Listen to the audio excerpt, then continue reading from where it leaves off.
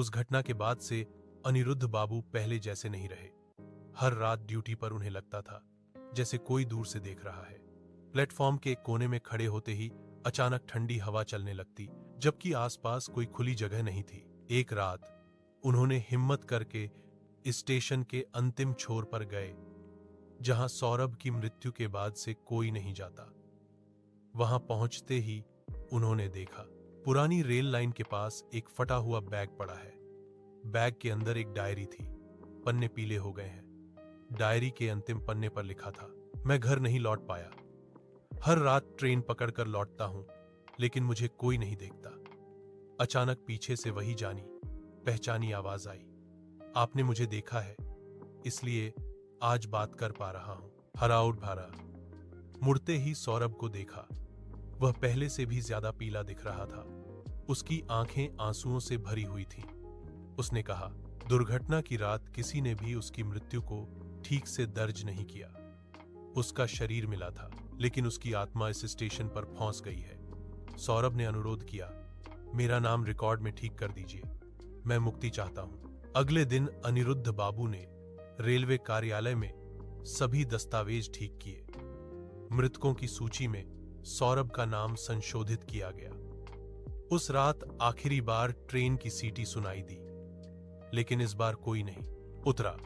आज भी उस लाइन पर कोई अज्ञात ट्रेन नहीं आती है। प्लेटफॉर्म के उस कोने में ठंडी हवा भी बहती हुई नहीं देखी जाती है। हालांकि पुराने रेलवे कर्मचारी कहते हैं, अगर किसी रात दूर से ट्रेन की रोशनी दिखाई दे और अचानक बुझ जाए, जान लेना एक और आत्मा आखिरकार घर लौट गई है। रेल कार्यालय में कागजात ठीक होने के बाद अनिरुद्ध बाबू ने सोचा था कि सब खत्म हो गया है। सौरभ की आत्मा शायद मुक्त हो गई है, लेकिन उसी रात फिर से अजीब घटना घटी। रात ठीक 11 बजने में कुछ मिनट बाकी थे। अचानक स्टेशन की पुरानी घड़ी रुक गई। हवा भारी हो गई। प्लेटफॉर्म की रोशनी एक एक करके मंद पड़ गई। अनिरुद्ध बाबू समझ गए यह कोई साधारण रात नहीं है। दूर से फिर से वही परिचित ट्रेन की आवाज, लेकिन इस बार ट्रेन प्लेटफॉर्म पर नहीं रुकी। धीरे धीरे सामने आकर खड़ी हो गई। दरवाजे बंद, अंदर कोई यात्री नहीं है, सिर्फ एक ही डिब्बे में रोशनी जल रही है। अचानक सौरभ की आवाज आई, मेरा नाम सही हुआ है, लेकिन मैं अभी तक जा नहीं पा रहा हूं। तेजी डर से कांपते हुए पूछते हैं, और क्या बाकी है? सौरभ ने कहा, दुर्घटना की रात, उसकी मौत के लिए जिम्मेदार एक लापरवाही आज भी दस्तावेजों में दबी हुई है। वह सत्य उजागर हुए बिना उसे मुक्ति नहीं मिलेगी। अगले दिन अनिरुद्ध बाबू ने सारे जोखिम उठाकर उच्च अधिकारियों को बताया। पुरानी जांच खुली। सबूत निकला कि उस रात सिग्नल की खराबी को जानबूझकर छुपाया गया था।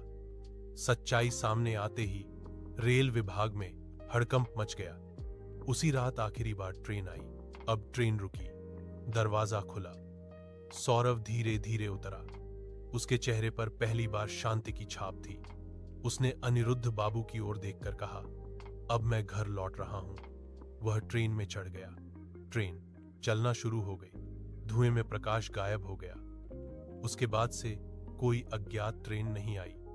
लेकिन आज भी कुछ लोग कहते हैं, अगर किसी सुनसान स्टेशन पर रात 11 बजे अचानक हवा रुक जाए, तो समझ लेना आज कोई आत्मा मुक्त हो रही है। सौरभ की आत्मा को मुक्ति मिले कुछ महीने बीत गए। स्टेशन फिर से पहले जैसा शांत हो गया। अनिरुद्ध बाबू धीरे धीरे सामान्य जीवन में लौट रहे थे, लेकिन उनके मन में हमेशा एक सवाल घूमता रहता था, क्या सभी आत्माओं को मुक्ति मिलती है? एक बरसात की रात उन्हें उस सवाल का जवाब मिल गया।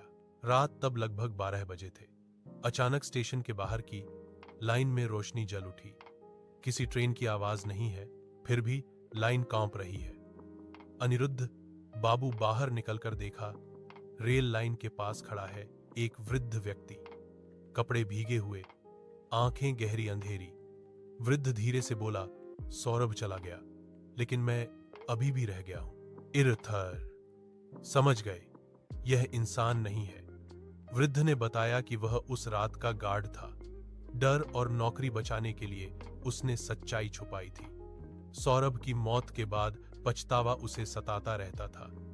कुछ साल बाद इसी स्टेशन पर अकेले उसकी मौत हो गई, लेकिन अपराध के बोझ से उसकी आत्मा अटक गई है। वृद्ध कांपती आवाज में बोला, मेरी वजह से लड़के ने इतने साल तक कष्ट सहा, मुझे माफ कर दो। अगले दिन अनिरुद्ध बाबू ने स्टेशन के पास एक छोटा स्मृति चिन्ह स्थापित किया। उस पर लिखा था, इस स्थान पर एक अप्रत्याशित दुर्घटना में सौरभ मुखर्जी की जान चली गई। सत्य देर से ही सही, आखिरकार आ गया। उस रात के बाद फिर कभी कोई आत्मा नहीं देखी गई। लेकिन आज भी जो लोग नाइट ड्यूटी करते हैं वे कहते हैं रात गहरी होने पर स्टेशन पर अद्भुत शांति उतर आती है। डर की नहीं, बल्कि जैसे बहुत सी आत्माओं की लंबी प्रतीक्षा के बाद मिली मुक्ति की शांति। और दूर से अगर कभी ट्रेन की रोशनी दिखाई दे, डरना मत, क्योंकि सब ट्रेनें डर लेकर नहीं आती। कुछ ट्रेनें सिर्फ अंतिम विदाई देकर जाती हैं। सबने सोचा था कि सौरभ मुक्त हो गया है, ट्रेन अब नहीं आती, स्टेशन शांत है।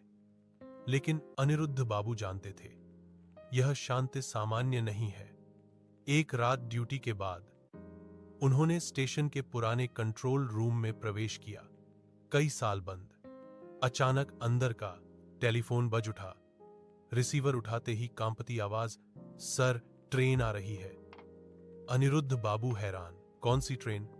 आज तो कोई ट्रेन नहीं है। दूसरी ओर से सिर्फ फुसफुसाहट, आखिरी ट्रेन। फिर से वह दौड़कर प्लेटफार्म पर आए। दूर से ट्रेन की रोशनी, लेकिन इस बार कुछ अलग है। ट्रेन पहले से लंबी है और हर खिड़की में चेहरा, सैकड़ों चेहरे, पुरुष, महिला, बच्चे सब चुपचाप देख रहे हैं।